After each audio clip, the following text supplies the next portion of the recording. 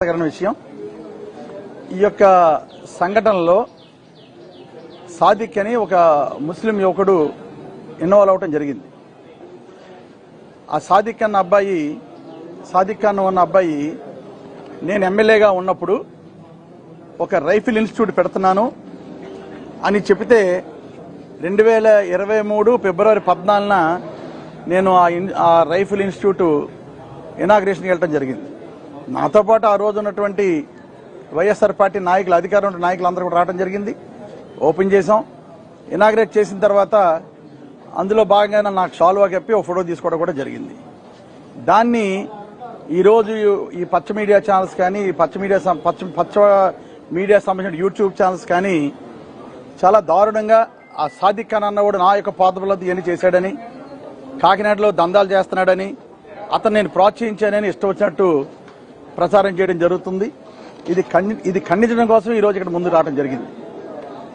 ఆ రోజు నుంచి ఏ రోజైతే నేను అది ఇనాగ్రేట్ చేశానో, ఇనాగ్రేట్ చేసినప్పటి నుంచి ఈ రోజు వరకు కూడా అతను కలిసిన సందర్భం లేదు.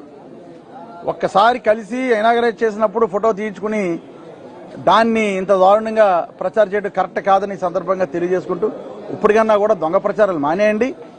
కనుక నిజాయితీగా నిబద్ధతగా ఉండి ఏది నిజమో అది చెప్పండి.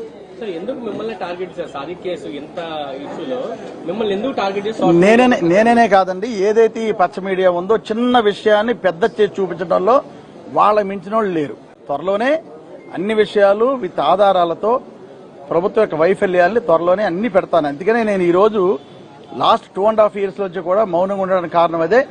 ప్రభుత్వాన్ని ఎన్నుకున్నారు, ప్రభుత్వం ఏ విధమైన పనులు చేస్తుందో చూసి దాని మీద స్పందించాలని ఆగాను. ముఖ్యంగా చిన్న విషయం ఉంటే దాన్ని పెద్ద చేసి ఒక విషయాన్ని ఇది తప్పు అని చేసి ప్రచారం చేయడంలో ఈ పచ్చ మీడియా వాళ్ళు చాలా వెన్నతో పెట్టిన విజయాలకి అందులో భాగంగానే ఈ రోజు నా మీద చెడు ప్రచారం చేస్తున్నారు.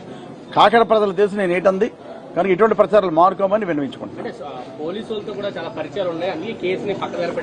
ఇందులో ఆ ఇన్స్టిట్యూట్ లో మా బంధువుల పిల్లలు చాలా మంది ట్రైనింగ్ అయ్యారు రైఫిల్ షూటింగ్ లో. అదే ఇన్స్టిట్యూట్ లో పోలీస్ పిల్లలు కూడా చాలా మంది ట్రైనింగ్ అయ్యారు. కనుక అది ఒక ఇన్స్టిట్యూట్ కింద ఉన్నాడు కానీ ఇటువంటి పనులు చేస్తున్నారు అది అనుకోలేదు. చాలా దురదృష్టకరమైన సంఘటన. కనీసం ఆ కుటుంబం వాళ్ళు ఇలాగా ఎవరిని అప్రోచ్ అవ్వలేదు. ఏ పొలిటీషియన్ వెళ్ళినా కూడా డిఫరెంట్ గా వాళ్ళు హెల్ప్ చేద్దరు. బ్యాడ్ లక్ వాళ్ళు ఎవరిని, ఏ పొలిటీషియన్ కూడా, ఏ పార్టీ వాళ్ళని, ఏ పొలిటీషియన్ కూడా వాళ్ళు సంప్రదించకపోవడం నిజంగా బాధాకరమైన విషయం. కనుక ఒక కుటుంబం ఈ రోజు మొత్తం కుటుంబం కూడా చనిపోవడం కూడా జరిగింది. 100% అండి. నేను వైఎస్ఆర్ పార్టీలో ఉన్నాను, 2 సార్లు ఎమ్మెల్యే చేశాను, అక్కడ కాకినాడ కోఆర్డినేటర్గా ఉన్నాను.